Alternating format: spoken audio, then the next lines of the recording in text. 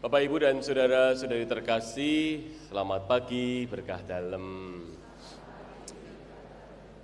Salah satu tema yang coba gereja tawarkan di masa Prapaskah adalah kesempatan bagi kita untuk bermenung, mencintai diri kita sendiri, memasuki batin kita, dan terutama juga yang ditawarkan dalam bacaan-bacaan hari ini adalah tentang bagaimana kita mencintai perjuangan kita saat ini. Kita membaca bacaan pertama tentang kisah Abraham, seorang pribadi yang kita kenal dalam gereja sebagai Bapa umat beriman. Ia adalah contoh nyata orang yang beriman. Bagaimana kita bisa mencontohnya? Ada banyak sekali yang bisa dikatakan, tetapi gambaran umumnya adalah demikian. Dia adalah orang yang melangkah dari satu masa kehidupan ke masa berikutnya dengan mantap, dengan keyakinan bahwa di segala tantangan Tuhan menyertai. Kisah awalnya diceritakan dalam Kisah Para Rasul bab 12 yang kita baca hari ini, di mana Tuhan memanggil dia untuk keluar dari tanahnya dengan memberikan 3 janji yang juga menjadi janji Tuhan bagi kita. Janji pertama adalah janji tentang keturunan. Kita tahu Abram sebelum menjadi Abraham, dia tidak memiliki anak sampai usianya yang tua. Tidak punya anak laki-laki saja sudah aib bagi orang Israel, apalagi tidak memiliki anak sama sekali. Lalu yang kedua adalah Tuhan menjanjikan kepadanya tanah tempat yang akan menjadi tujuan perjalanannya, namanya tanah terjanji, tanah Kanaan. Lalu yang ketiga adalah tentang berkat penyertaan. Tetapi mengikuti janji Tuhan itu bukan tentang menjalani semuanya dengan lancar. Kisahnya terus bergulat. Di awal-awal perjalanannya dia bergulat dengan harta benda. Dia mengalami waktu itu ketidakakuran dengan Lot, ponakannya, yang kemudian membuat mereka terpisah satu dengan yang lain. Kemudian tentang anak, pergulatannya panjang sekali. Katanya akan diberi anak, kok tidak diberi-beri. Akhirnya ia mengambil Hagar sebagai, Hagar lalu memiliki anak namanya Ismail, yang kisahnya menunjukkan bagaimana mereka bergulat, akhirnya istrinya tidak menerima Hagar, tidak menerima Ismail, dan lalu siapa yang akan menjadi keturunannya? Pada waktunya akhirnya Tuhan menganugerahkan dia seorang anak, namanya pelajaran TK ini, Iska, yang ketika sudah lahir, sudah cukup besar, membuat dia bangga, cita-citanya sudah tercapai, apa yang Tuhan janjikan sudah terpenuhi. Sekali lagi Tuhan mencobai dia. Apa yang terjadi? Tuhan memintanya untuk mempersembahkan anaknya kepada Tuhan. Tanpa bertanya-tanya, meskipun berat hati, ia mempersembahkan anak itu kepada Tuhan. Tetapi rupanya itu adalah cobaan yang menguji imannya, yang menunjukkan kepada kita bahwa Abraham sungguh-sungguh adalah orang beriman.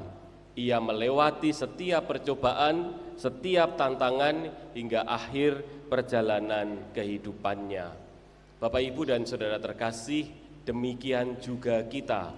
Saya mau bertanya pertanyaan yang aneh tetapi mungkin bisa dijawab. Pertanyaannya adalah, siapa di antara kita yang sedang tidak punya masalah? Apakah ada? Anak-anak punya masalah, sesuk PR-e rong rampung. Yang gede dikit punya masalah, orang duwe pacar. Yang gede lagi punya pacar, masalahnya adalah, pacarnya itu masalahnya. Yang lebih gede lagi permasalahannya adalah tentang mungkin uang. Yang gede lagi permasalahannya adalah bertahap langsung. Ada lagi. Yang sudah tua, yang sudah punya uang, masalahnya adalah penyakit. Ketika muda pengen ngerokok, nggak punya uang. Ketika tua sakit karena Terima kasih untuk pengakuannya. Bapak Ibu dan Saudara, demikianlah kehidupan. Ada seorang Romo merefleksikan bagus sekali. Hidup itu seperti main games.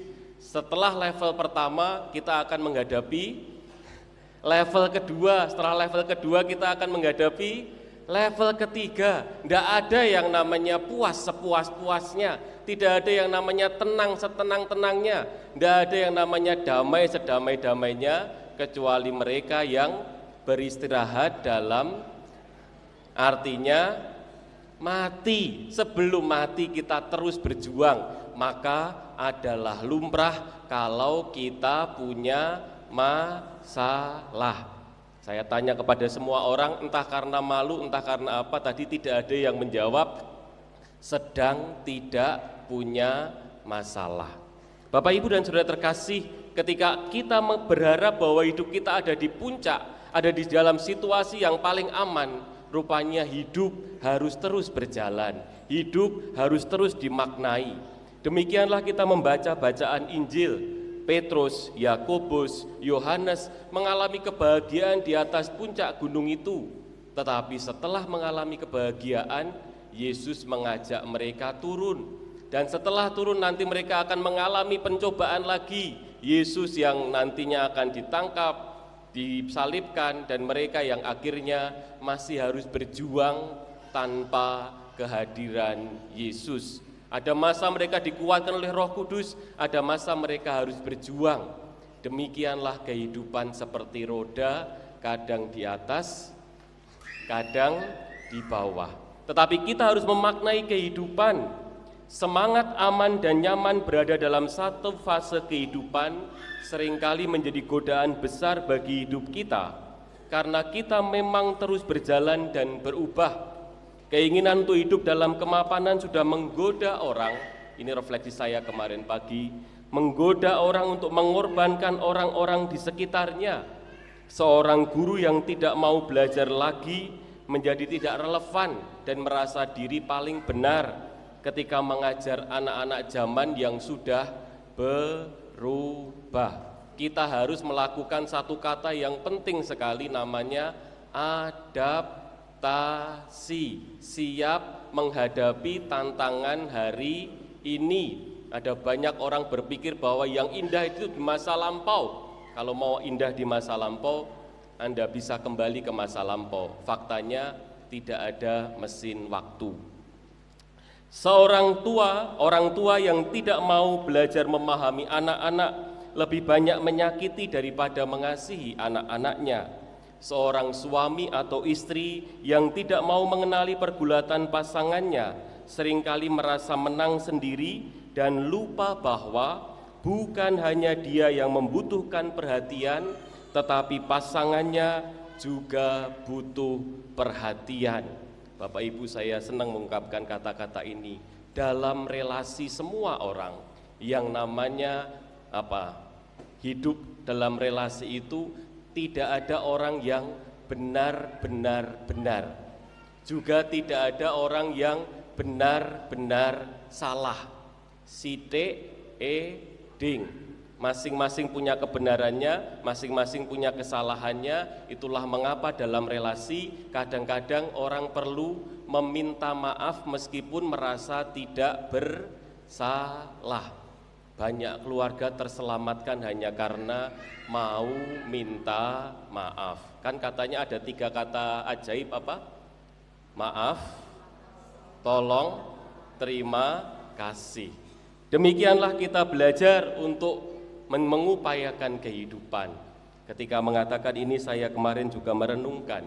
Seorang imam yang tidak mau belajar memahami umatnya bisa menjadi otoriter dan menyakiti umat yang dilayani.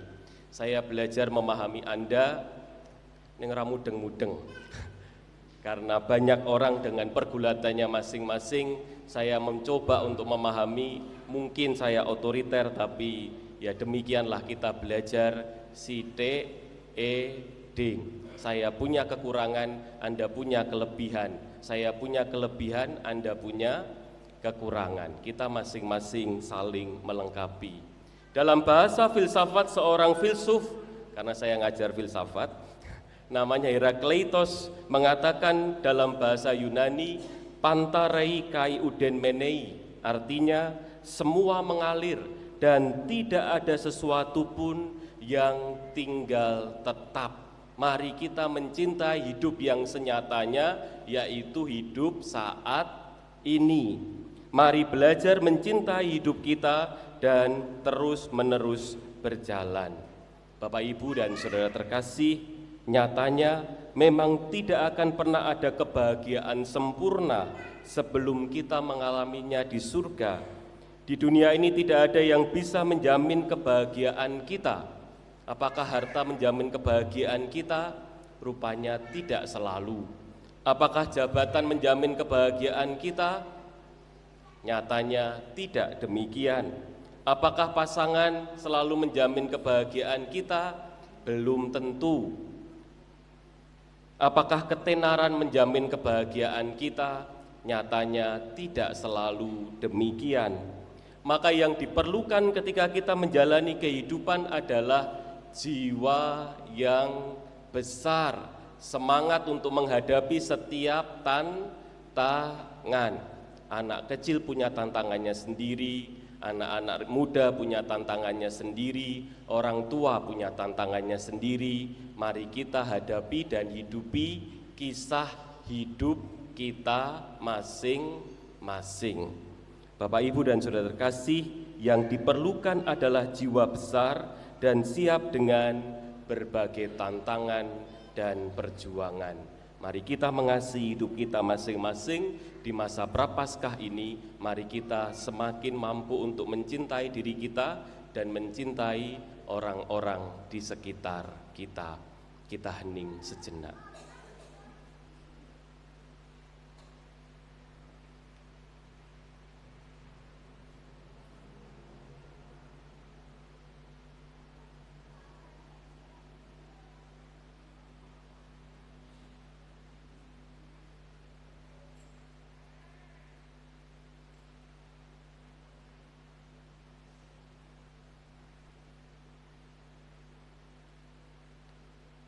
Kemuliaan kepada Bapa dan Putra dan Roh Kudus.